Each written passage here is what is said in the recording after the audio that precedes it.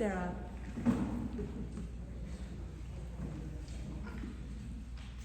Sarah Perez is a Swiss-American writer and haiku poet.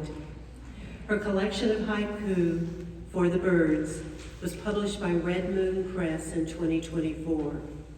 Among her prose publications are the novellas The Hermit and The Traveler, written as Chris Solano, the short story collection Waywards, and the German language novel Ahnen Beschenraum.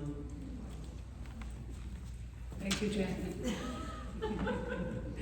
This has been such an amazing event, hasn't it? I mean, all these diverse voices and stories. I mean, this has just been so fascinating for me to listen to, and I hope for you too.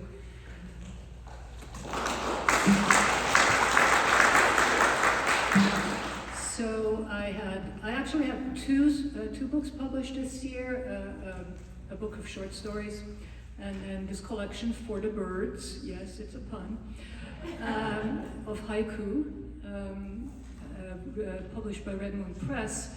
And it's haiku mostly about birds, but not exclusively about birds.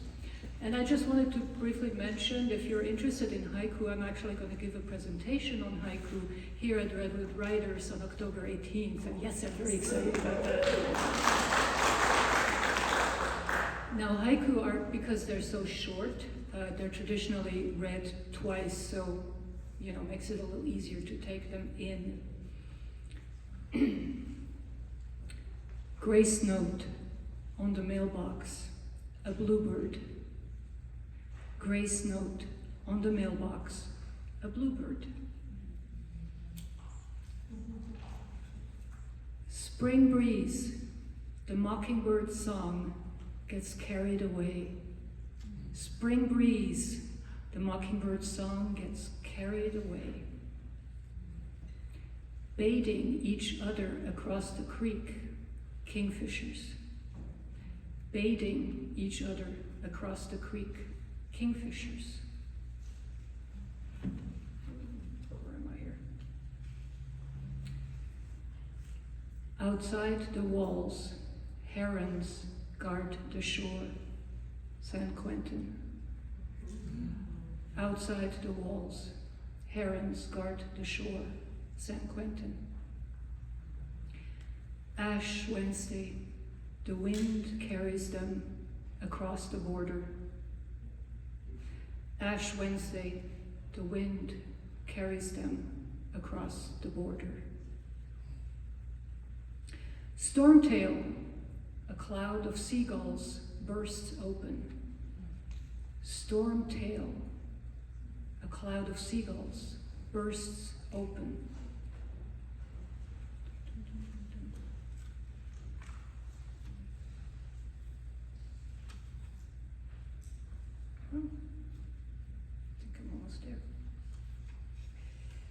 Autumn moon, overlooking the river, my brother's keeper.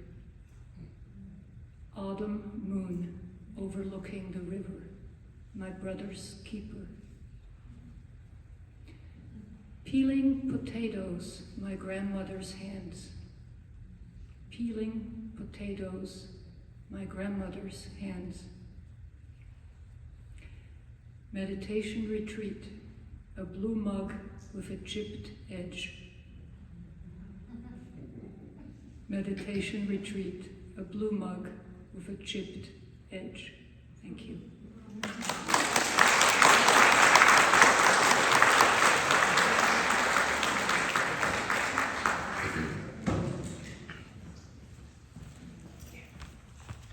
She had me so mesmerized, I forgot to get back up.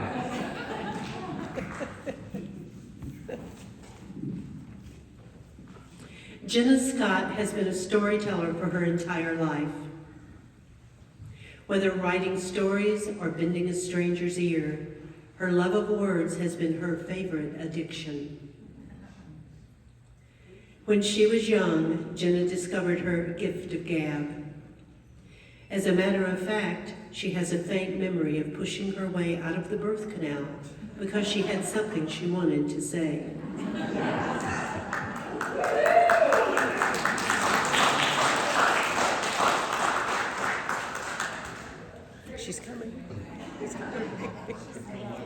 She's coming.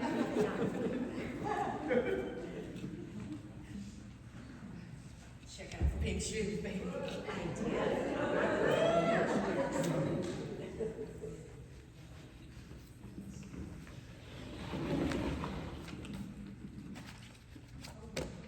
My buddy's joining me here today.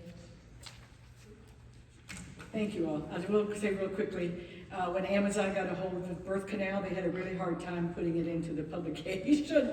They wrote something completely different. You never know it was connected to my birth canal of my mother. They were nervous, I guess. Anyway, this is called Bourbon and Branch. It's from my book, White Sheep, Black Wool. I'm a Southern girl. You will hear it pretty quick here.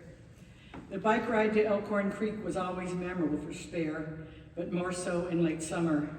The midday heat would bear down on her until the road swooped low and close to the creek. Then the air would turn crisp and soft, full of the scent of mossy rocks. At the next hill, the sky would warm again, rich with the sound of cawing crows and the smell of mown hay. Today, Spare slowly pedaled up and down the rolling hills, allowing the cool spots to arrive gently. As fresh air rolled up her arms and into her billowing t-shirt, she leaned back and grinned. Releasing the bike's handlebars, she looked back at Ike. Close behind and pedaling hard, Ike's hands were clamped to the bike's grips like vices in a wood shop. At a familiar bend in the road, Spare signaled as if from a turning car. "Whoa, Nellie, this is the place." Tucking their bikes in a thicket of blackberry brambles, the two friends rested on an old stone wall and ate plump berries crunchy with the grit from passing cars. Daddy Jack has fences like this on our farm. He told me they were built a long time ago from all the rocks plowed up from the fields. Patting the rock beneath her, Spare added, "Slaves built them before the Civil War, so they're called slave walls." She stretched out on the slab and yawned. "Daddy Jack once told me no mortar holds them in place, just Mother Nature's hand holding them close." Ike pulled two ripe berries off a thorny vine and blew the dust off of them. "Do you think Delight Coleman's ancestors built walls like this?" A while back, Delight told me that her grandfather worked on stone fences near Lexington. I remember her saying, "Them son-of-a-gun rocks about killed my papa, but when he brought me to see him on Old Frankfort Pike, he was so proud you'd thought he owned the mountain them rocks fell from."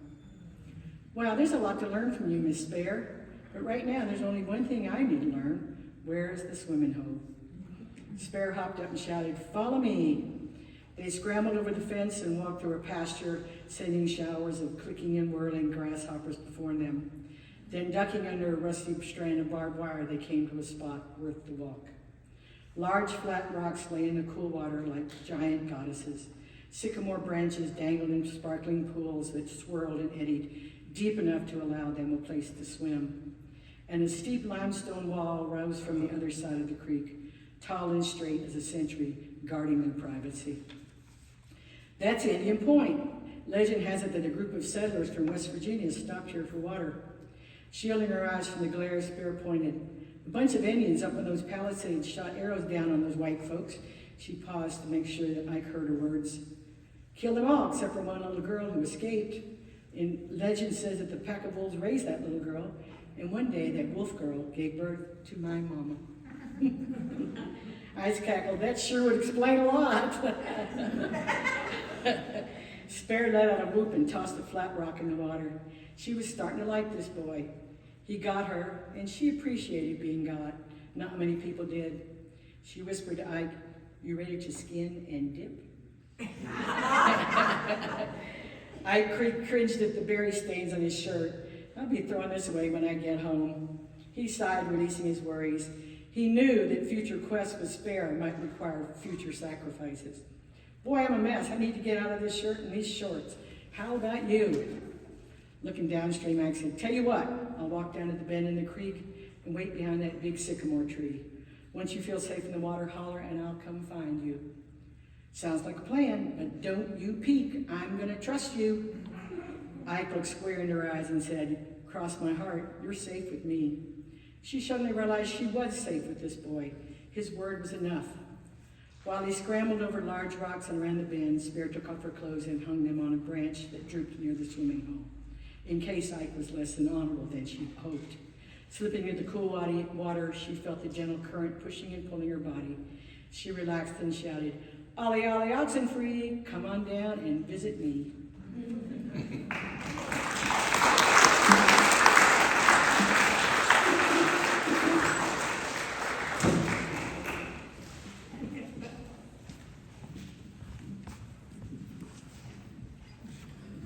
Our final reader for the day is John Michael McCarty. He's a fourth-generation San Franciscan and retired educator, having taught California history on both the secondary and graduate levels. John has also received numerous national awards for his historical fiction. He lives with his wife, Patricia, along the lower reaches of the Russian River in rural Sonoma County.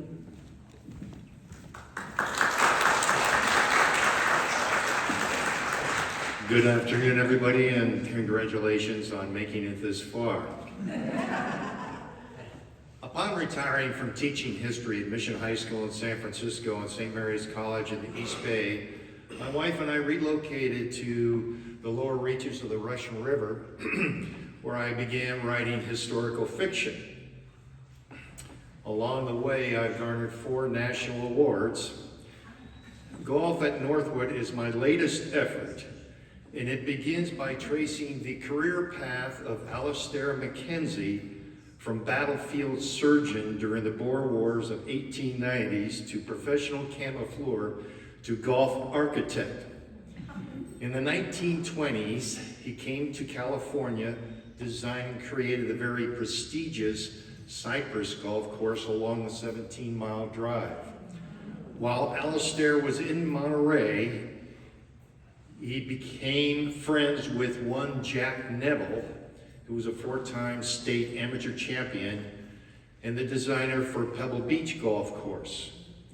But the most important element regarding Jack Neville, at least as far as our story is concerned, is the fact that he was a member of the most prestigious and powerful fraternity in the United States, the Bohemian Club of San Francisco. It is through this connection that Alistair McKenzie is persuaded to come into the rural environments of West Sonoma County and carve out a gem amongst the Redwoods, directly across the river from the 3,000-acre retreat known as Bohemian Grove. Some of the original owners were from the Korbauer family, and needless to say, they were also members of the Bohemian Club of San Francisco. Alistair McKenzie would go on to design and create Augusta National, where the PGA hosts the Masters every year. The action in the story quickly leaps from 1928 to 1961, where 8-year-old Eddie Bale befriends a very eccentric green superintendent by the name of Homer Williams. Homer is a one-man show. He takes care of the fairways, the greens, the rough, the machinery, the maintenance shop, all by his lonesome. He is also the official greeter, collects the green fees, operates the pro shop, behind which he lives full-time. Homer and Eddie not only have a common concern for the welfare of Northwood Golf Course, but they also have a mutual admiration for moles, especially the banana slope. And not to mention their mutual respect for the fine form of Playboy magazine. Due to his faithful patronage to a local watering hole, the Pink Elephant, Homer passes. Eddie Bale becomes of age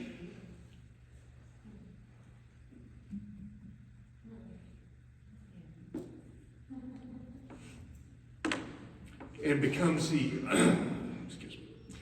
the green superintendent of Northwood for the next 40 years. Eddie's father, Don Bale, and a local physician by the name of Charlie Schapp would purchase the course. And they would do battle with crooked loan sharks, conniving developers, and con artists, as well as a covert FBI operation investigating a renowned gambling and prostitution ring, as well as dealing with the infamous Valentine's Day flood of 1986. Our protagonist, Eddie Baio, would also contribute to the chaos, as he was a member of the Lords of Burlesque, a traveling male striptease troupe.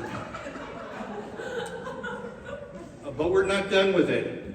Eddie was also, and still is, a very well-known drummer in the area and belonged to a rather famous group, hard rock, called Starfire Express, which would entertain at the Bohemian Variety Show for many, many decades. Some of the entertainers at the 1988 show were Roy Bolger, Yul Brynner, Charlton Heston. The MC was Art Linkletter. I'd like to read from you a quick passage from another entertainer, ventriloquist Edgar Bergen, who brought along his two wooden pals. "I wish to introduce two of my companions," Bergen said, "but I must warn you, they've been a trifle irritating this evening." And he lifted two limp figures from the suitcase, presenting Charlie McCarty and Mortimer Snurd to the crowd. "Phew," exclaimed Charlie as he glared at Edgar Bergen. "Next time, give me my own case, instead of sticking me with this woodpecker's pinup." And Charlie shifted his condemnation to Mortimer. "I got no complaints about that," Mortimer responded. "Better than being cooped up with someone who keeps sinkrooms in business for a livelihood." "Quiet, Wormwood," Charlie said, "or I'll whittle you into a Venetian blind." "Ooh," Mortimer said, that makes me shudder." Not my name, history. The connection between the Northwood Golf Course and Bohemian Club still remains strong. However, the legacy with its original designer, famed architect Alistair Mackenzie, was lost through the fiddle-faddle of time. In November of 1990, a very bizarre and serendipitous episode reconnected Alistair's legacy with Northwood Golf Course, which today is rated the third best 9-hole course in the entire United States. Thank you.